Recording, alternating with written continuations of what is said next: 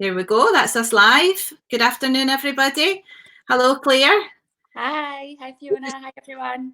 Right, we'll just give it a wee second, I think, till people come on, and then we'll go. It's a lovely day out there. Let's see who's going to be watching. Okay, so I'm joined today by Claire, and Claire runs a health and wellbeing centre in Kirkintilloch. It's Harper's Healing and Wellbeing. And you're going to tell us a little bit about how you started the business, Claire, and I'm also quite interested to know kind of how the lockdowns affected your business and what changes that you've had to make to it to keep going. So if you tell us your story first, it's a good one. Yes, it is a good one. So I have had Harper Healing and Wellbeing now for coming up in 3 years, where I offer Reiki, which is a healing treatment. I do yoga, that's mostly the timetable, yoga. We do mindfulness, meditation. We also hold little weekend retreats, so we go away for the weekend to hold retreats and things like that, which is really good. It's fab. So it's everything under one umbrella, really. So a holistic healing and wellbeing business, so every area is covered. In my studio, I actually also have personal trainers who use the space to do fitness timetables and things like that as well. So it's really good. Everything works really well together. It's a one-stop shop for your body and your mind then. Yes, it absolutely is. It absolutely is. And we really just feed off of the members and the clients that we have and think what else they need and then try and continue with that with them. So for the business, I started it up actually. I was in a corporate job for about 15 years in the same place where I was probably quite comfortable in it. I knew how to do my job, I was quite happy there. And then I was diagnosed with Hodgkin's lymphoma when I was 26. Had 2 kids at that time, and I was off work for about a year and a half to go through chemotherapy and radiotherapy. Made a full recovery, which is fab. But on my recovery from that, before I had my diagnosis, I was really fit, I was really active, where I was going to the gym a lot and I was doing spin classes and running, things like that. But when I was recovering, I knew that wasn't the kindest thing to do for my body. So I really started looking into more yoga. And to me at first, yoga was just a stretch class, just an easy class. And after I started attending for a while, I realised that it was much deeper. I was leaving feeling calmer. My whole outlook started to change, and I thought this is more than just a form of exercise, really. So it was quite organic how it happens, which I'm sure it always is in your journey. So I continued to practice for 4 years, and then I went to my teacher training, still in the same corporate job, and a wee miracle happened. So when I was going through my treatment, we were told we had the option to freeze eggs because we wouldn't be able to conceive afterwards, and we decided not to. I had 2 healthy boys, so just went on with the treatment, didn't want to delay anything. And then after we had finished, we had been married, I started trying for a baby because I decided that maybe my body will tell me something different than from what doctors can maybe see. And I fell pregnant, which was fab. So I had my 3rd son, who's healthy and amazing, just finished off our family, which is lovely. A real miracle baby. It really is a miracle baby. And also the miracle came with him where I was off on maternity leave. And at the time when I was off, I thought, well, if that was possible, then do I really want to go back to my corporate job? Do I not? And I had the idea I wanted to be a yoga teacher. And so many people say to me, you'll not make money off a yoga teacher, you need to have a full-time job as well. And I thought, yeah, I don't think that's going to be my reality, because people told me I couldn't have a baby, and I did. So maybe I'll still be able to make this a success.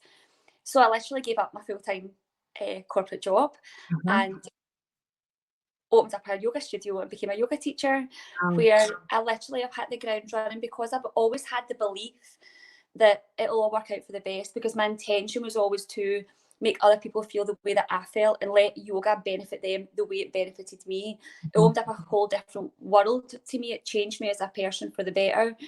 And all I wanted to do was share that. That was just my intention the whole time. So everything worked out as if it was just lined up, and it sounds like a real success story actually.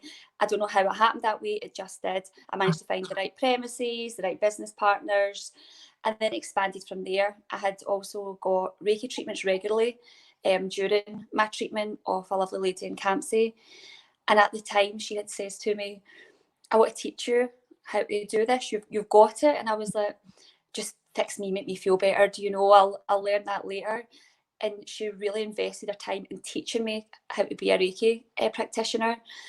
And at the time I liked it, but I just wasn't ready to do it myself. And then a couple of years later, I was just called to it, so I went and finished my training, and I realised then how much effort and time she'd put into me.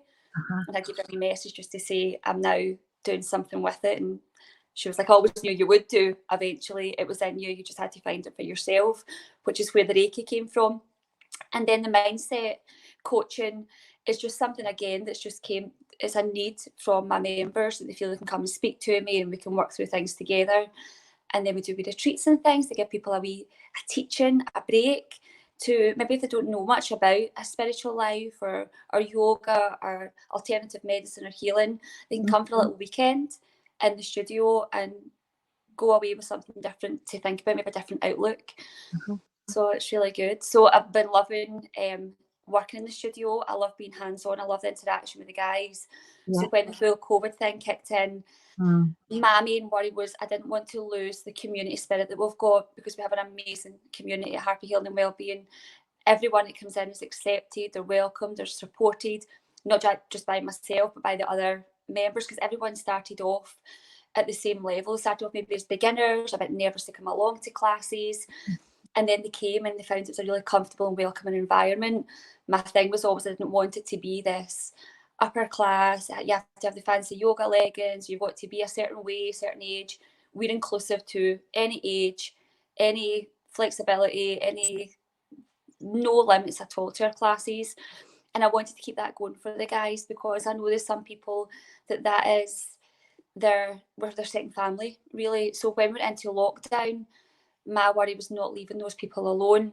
Therefore, I straight away, I didn't even miss a class. We flipped straight over to doing virtual classes. Okay. And I knew it was never going to be exactly the same as the studio, but to make it as close to the studio as I can, I done it through a Zoom app where it could be interactive, where I can still see my guys, they can see me, we can speak backwards and forwards to each other, we can still have a bit of banter. If somebody's like, I can't get this part, they can still call out and speak to me about it, and it's fine. I didn't want it ever to be a pre-recorded blanket message sent out, because that's not really going to keep them motivated. And it's worked out really well, to the point where the classes are busier than they were in the studio, because I think I take a little bit more time in their hands, which is fab to see. And it's really good for me as well, because it's kept my routine. It's kept me having something to, I just want to continue to give to them, and they give back to me just the exact same way. So it's fab that we've found a way to work around that. Even one-to-one lessons that I do private lessons. We've done some of them. And it's fab. Yeah, so it's really good. I'm looking forward to getting back in the studio. However, I think I'll continue the virtual classes beyond lockdown, because I think it's a service there for maybe mums that can't get out to classes all the time, or people who are just not ready to come into a class environment. They want to do it in the comfort of their own homes. We also do a mindfulness and meditation class on a Monday. We call it our Monday Club. We're the only people that love Mondays, I think. It's our Monday Club. And it's so amazing, because people get to lie in their bed in their own comforts and go through a guided meditation, which is fab. So it's working out really well. And that's not to take away from the seriousness of the real life situation. Yes. It's impacting us all financially or in our health or in different ways. And it's not to take away from the seriousness of that. But I think to make the best out of the situation is really the only thing that we're in control of just now, really. And people need to continue with what they're enjoying, Claire. And if something's kind of integral to their part of life and their community, then it's healthy to keep that going, isn't it? The worst thing to do is shut yourself off and retreat, just feel isolated. So I think that's what you're doing. I always did fancy doing the mindfulness at home, because I think, it is very relaxing. So to actually have to go out and go is probably okay, but coming back, then you've still got that whole getting in the car or getting on public transport or whatever you're doing. So it must be lovely to be able to do that from the comfort of home. It's really nice, and the feedback that I've got from all of my members has been that hour where they log in, the rest of the world disappears. So the real life events that we do have to face at some point, we can put that on hold for an hour, and an hour is just long enough for you to reset and get out of that constant panic and fear and dealing with the news and just step away. And as I said, the feedback that I'm getting is the guys are like, it's a lifesaver in these times, in this situation, which is good. And again, it's just keeping that routine. I think routine is so critical for human beings. We need routine, actually. So I think that's something. Just before we went into lockdown, actually, I had done a retreat, and it was based on a miracle morning routine. And it was actually so divinely timed, the fact that we'd done this retreat. I had given out this plan for everyone to do, and then a month later we went into lockdown. So I've actually got some tips on that to give you as well at some point. Okay, we'll go on to that in a wee minute. I've got a couple more questions I want to ask. First of all, your lifestyle obviously absolutely suits you because you look absolutely gorgeous. Oh, thank you. You look really healthy. Now, what I was going to ask, it's a bit of a basic question, but is there different types of yoga? How does that work? And Yes, what is it that you do? So I actually do a bit of every type of yoga, well, most types of yoga actually. So there is many different yoga schools out there. I do from beginner right to advanced. So we do a beginner's class, which is a gentle hatha yoga, where you're focused on the breath, your movement, you're always guided by your own body. We do a restorative practice, which is a yin yoga, which is fantastic. So that's more slow, low to the floor, quite a meditative state practice. And we do that on a Sunday evening, which is the best way to wind down from a busy week and set yourself up for the new week ahead. It's my favourite class, actually. So that's really nice. And then we have an Ashtanga class, which is what you would maybe call power yoga. That's really fast paced, and it's a kind of scientific sequence that you follow, and it's really energetic and it's really fun. And the fact that we have a few different bits on the timetable, it gives people a wide variety. I mean, no two classes are ever the same anyway, but it lets people progress if they're ready to.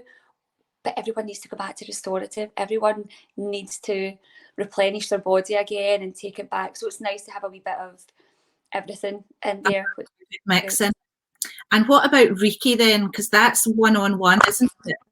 It is, yes. So there is an option of doing distant healing through Reiki. It's not something that I do, actually. I know that many Reiki masters do.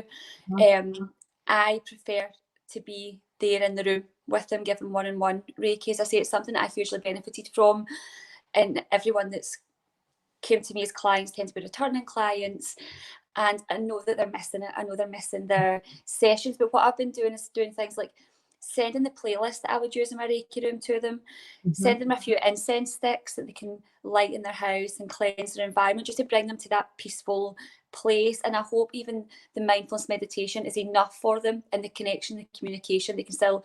They're welcome to call me or Zoom me at any time, just to, if they're stressed or if they're struggling. And I think there'll be a long list, a queue for Reiki when the doors open again. Actually, I think that's one of the ones. It's one of the things that I'm missing the most, because I don't have it. It's something I do myself every single day. So I really feel when other people need it and they can't get it. So you've got a secret for us today. You're going to let us into which was just for your clients, but you're going to let us have a little sneak peek. A routine, is that right? It is, so it's my miracle morning, I call it. So there's many different variations. Lots of successful people use this, actually. Oprah and Tony Robbins and all different people use it. However, it's accustomed to yourself, really, is how you do it. And I had done this for years without even knowing it was a thing or knowing it was called, because I'm a person that I need routine. I like routine. I like to be structured. And I think just now in lockdown, my first week in lockdown, I didn't have anything to get up for in the morning, nothing to set my alarm for, really. I could have, not till later on anyway. So I was kind of getting up at random times, and it just didn't sit well with me. I didn't feel good for it. And I think we just need that cycle, that good sleep pattern to have, which I didn't. We were staying up late watching Netflix, sleeping longer in the morning, and not my body clock right out of sync. So again, I tuned right into my miracle morning routine. I'll give you a little version of it this morning, which is quite accessible, and a shorter one for people who's watching just now. So what I would always suggest, even when you've tried a week without doing it, you'll know how beneficial it is when you do a week with it. Set your alarm for the same time every single morning, as if you do have something to get up for. So when, I don't know about you, Fiona, if you're not working at home, some people maybe don't have a time they need to get up to, so maybe just decide to lie in. That puts your body clock out of sync. So I set my alarm for the same time every single morning. Yeah. It used to be 6 a.m.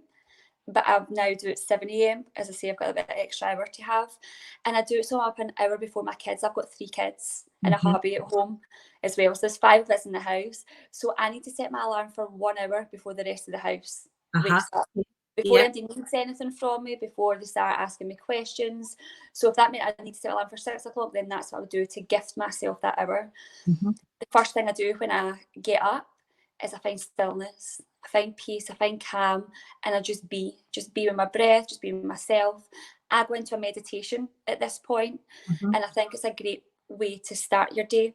So before your day starts to catch up on you, your head's spinning with everything you've got to do, or the fact that you've got nothing to do and how boring your day's going to be, you interrupt that cycle of thought and you just bring it back to you, your body, your breath. And a meditation can be done in so many different ways. It doesn't have to be overthought. It's simply focusing on your breath.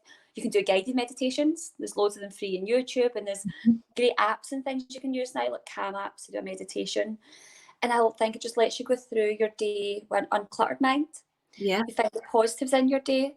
So that is one way I would definitely suggest that everybody starts today. You can do it still lying in your bed. You don't even have to get up and out and disturb anyone if you don't want to. Okay. And then, is there a minimum length of time that you should do that to get a benefit from it? Yeah, I would always say it doesn't have to be massively long. Some days I meditate for 40 minutes. Some days I meditate for 5 minutes. If you consistently, it's a consistent practice though, if you consistently meditate for 5 minutes a day, you'll feel huge improvements in how you feel as a person, how you respond to things. So when a stressful situation comes up, you'll approach from a more centered place, a calmer place. You'll have a clearer vision on it, I think.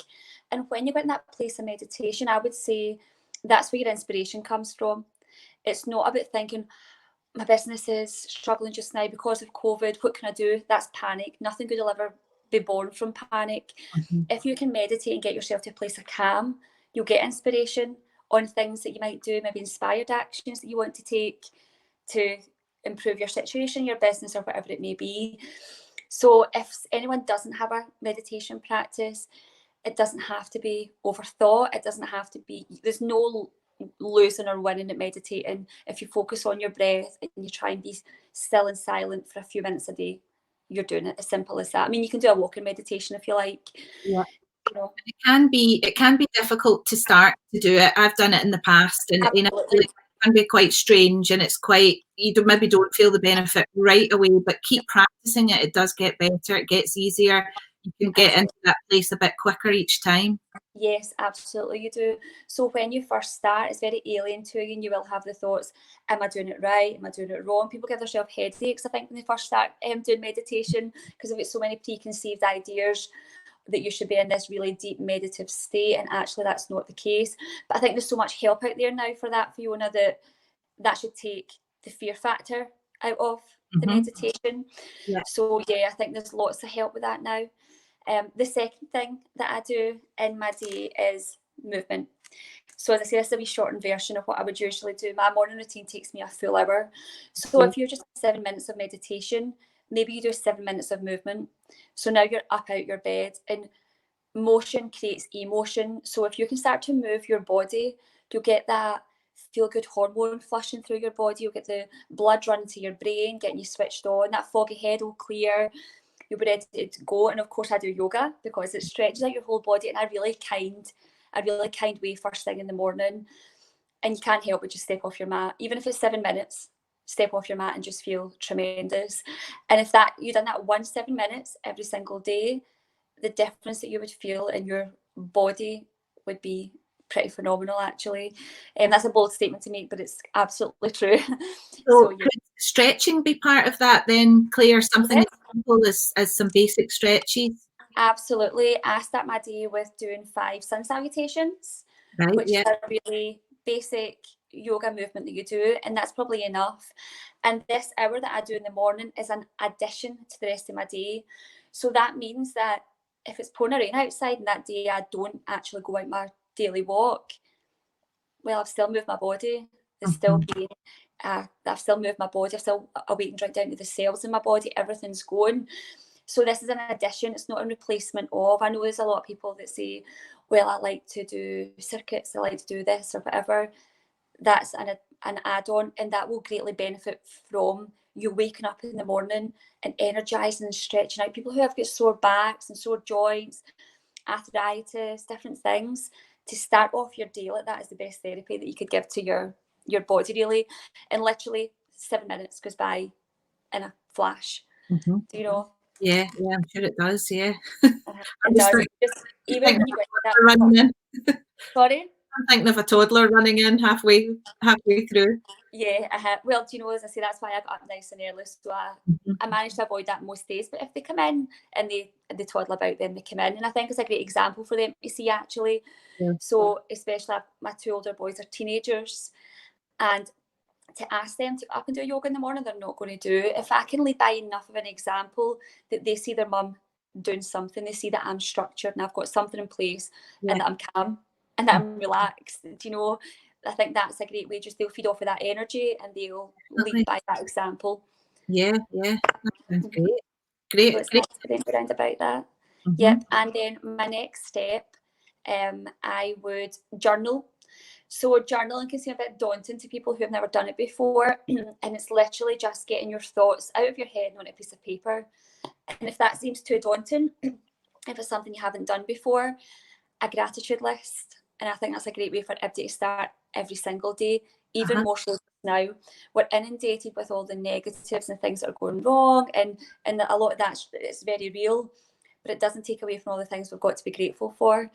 So even if you started your morning writing down 3 things you're grateful for, and that can be something as small as, or as big as, actually, you've got a roof over your head, you woke up this morning, you've got your health, your body was able to do those 5 sun salutations, or you've got peace of mind. They're all great things to be grateful for. And the minute that you get yourself to that place of feeling thankful, everything else just seems to be into perspective. So even if the worst thing really happens in the news the rest of that day, you've still got so much to be grateful for. And I think if you adopt that attitude of gratitude, you go through your day with a feeling of happiness and peace, and just takes everything into perspective, I would say. So it's a really powerful thing to do, and to really feel the gratitude as you're saying it and as you're writing it. If you're writing that down, really take a moment to be in that place and feel how grateful you are. So that's looking at positives. Yes. And the journal, what would you put if you're more advanced and you were using a journal? Is that for negative things or? Not necessarily. My journal changes day on day. So it's a brain dump, which whatever is in my head goes out on a piece of paper. And as I say, I've taught this quite a few times, journaling. People say, I don't know what to write. It's like a dear diary. You could start writing in your journal, I don't know what to write. And then see if the pen just writes itself. Or I feel a bit silly, I'm not sure what to say here. That's the way that you can start your journaling. It doesn't have to be, nobody else is reading it. This is personal and it's for you. And it's like just getting any emotion out. And what I always find with journaling, it becomes almost like a mini counselling session with yourself, because you've always got the answers. Why did that annoy me? Is it because? And before you know it, you'll have given yourself the answer. I think it's quite a profound thing that you can do every single day. As I say, some days it might just be, I feel fantastic this morning, I feel really good, or I'm writing down what I'm grateful for today. It can be something like that, but it's a phenomenal practice and it's quite life-changing. I think we all need to get that out of our head. We think so many thoughts in a day and we hold so much in that we never articulate into words. And sometimes just to get it out on a piece of paper is freeing in itself, actually. So it doesn't need to be negative, it doesn't need to be positive. It's just truth. It's just whatever's there. Yeah, really. I have done that before in the evening if something's been bothering me and I maybe can't put it down, and it has worked actually, because it's there and I can kind of forget about it a little bit. It'll be there. Absolutely. A lot of people, I think, who struggle to sleep, for example, they go to bed at night, they've got no problems falling off to sleep, but then they wake up with a worry in their head and it's there. And what happens in that situation is their body's physically tired, so they need to rest, so they fall over to sleep. And then the body's rested, the mind's still active, it's still going, it's still switched on, and it wakes them up. And they've got this worried thought spinning about in their head. And then we know we wake up the next morning and think, why was I even worrying about that? But in that dark hour of night, it just seems like the biggest thing ever. So I actually keep a journal next to my bed as well. And if that is ever the case, before I go to bed, I try and jot down whatever's in there at that time, whatever's on my to-do list for tomorrow that I'm thinking, remember and set the alarm or whatever, I write it down. And if I wake up during the night, I write it down, because that doesn't take as long as it would do for me just to lie there and worry about it and go back to sleep. Yeah. So I do that little brain dump and get it out the way. And it's quite amazing how it just puts you off to sleep again, which is good. And I know just now, even people who don't suffer from depression clinically or anxiety are experiencing anxiety and depression in these times. And that is really new and unnerving for a lot of people, I think, just now, because they're saying, I'm not an anxious person. Why am I feeling like this? And it's just this whole uncertainty and the unknown, and where security being shaked a little. And I think if you can find something that makes you feel peaceful and calm in yourself, that won't face you quite as much. You know, that'll bring you back to that state of peace. And the more that you can get into that place, that'll be your natural state. That's where you'll continue to revert back to. Yeah. So yes, so what was that we done? Journaling. Well, yeah. And of course, writing down what you're grateful for pulls you back to that place as well, and helps keep your eye on what's really important to you. Yeah, absolutely. And then my final step, I am a goal setter. I set goals for absolutely everything. So I work a lot with vision boards, and I do vision board workshops in the studio. I set a vision board the first day of every month. I do one in January every year. And then I set myself small goals as well.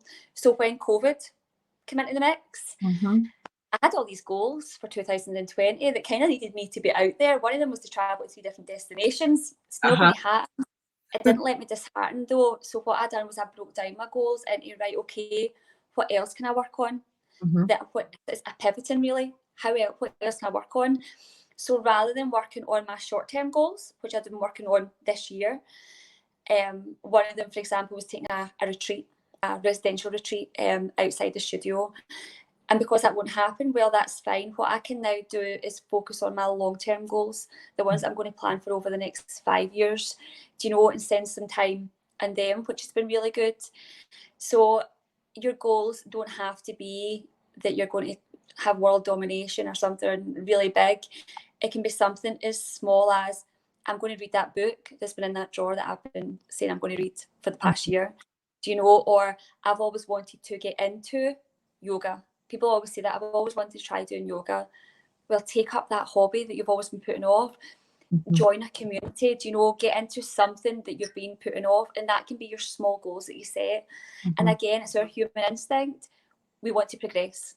So if you feel you're stuck in your house and you feel a bit stagnant and COVID's holding you back from progressing, it's not. It's just you have to look for a different avenue, really. And again, if you don't know what that avenue is, if you're a bit stuck in what your purpose or what your vision is, that's where your meditation, that's where all those previous steps will come into play, because that'll provide the inspiration that you're looking for. Yeah, and it helps you gain a little bit of control, where a lot of people feel quite out of control at the moment, and I think that's part of the anxiety, and we don't know what's going to happen, and the uncertainty, as you said, and just having these little steps and this little structure that you can do, small achievements every day that you can look back and think, well, at least I managed to do, X, Y, and Z. Yeah, no, I think that's absolutely fantastic advice, Claire. Thank you so much. And thank you. You're obviously doing something's working for you, because you've got 3 kids at home during lockdown, and you look great, and you've come on here and given a great interview. And thanks for coming out of the sun. Thanks so much. Yes, it's we're so lucky this time, aren't we? I know, we've been lucky. I know. I did hear that it was going to change, which is a bit unfortunate, but we can't have great weather like this in Scotland forever. So enjoy it while you're here. Absolutely, enjoy every last ray of sunshine. What have you got planned for the rest of the day? What do I have planned? Well, that's me actually finished. So I've done my yoga class this morning. I have been my walk already. I'm going my daily walk, which is lovely. Been my walk already. Hubby's out with the 3 kids just now. So when he comes back, we'll have lunch out in the garden and just chill out, really. So it's actually our wedding anniversary on Sunday, which will be a bit different how we're celebrating it. So we're having a wee celebration weekend and just making the most of the sun, really, which is good. So looking forward to it. I know. It's so weird, isn't it? All these people having birthdays and, you know, celebrations in lockdown, and everyone's been quite imaginative with what they're kind of getting up to and what they're doing. It's lovely. It is. It's really nice. Even I think there's going to be a lot of benefit for people who now have more time in their hands to create these healthy habits. Do you know, I know that I'm seeing people in my street walking that I've maybe never seen out as much before, and I think it's nice. I think it's going to create some nice habits for some people as well. Maybe give them a bit of room to be a bit creative. Yeah. So before you go, we've got a comment here. Heather says, "Wait for your miracle morning retreat. I missed the last one." Say that again. Sorry. Comment here for Heather, from Heather. She says, "Can't wait until your next miracle morning retreat. I missed the last one." Yes, good. So I think that's we're definitely going to have another one in the studio when we're back open. Brilliant. So lastly, before you go, Claire, if people want to get in touch with you just now, how do they reach you? So I think the best way now, we're all very social, aren't we? So I have a page on Instagram and Facebook, Harper Healing and Wellbeing. I've got my contact details on there. I've also got a website as well, harperhealingandwellbeing.com.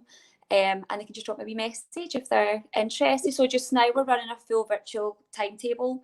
And then once we get back to the studio, we'll probably still keep some virtual classes on as well. Yeah, I think I'll probably join a few of the virtual ones. That sounds good for me. So we'll be in touch. But thanks again, Claire. Thank you so much. So that people can get in touch with you. And thanks again for taking the time out your day. It's been really, really good. It's a pleasure. Thank you so much for having me. People have benefited from that advice. Good. I hope so. I hope everyone has a lovely day in the sun. Oh, yeah. Thanks again. Bye, everyone. Thanks, Fiona. Bye. Bye, everyone. Bye.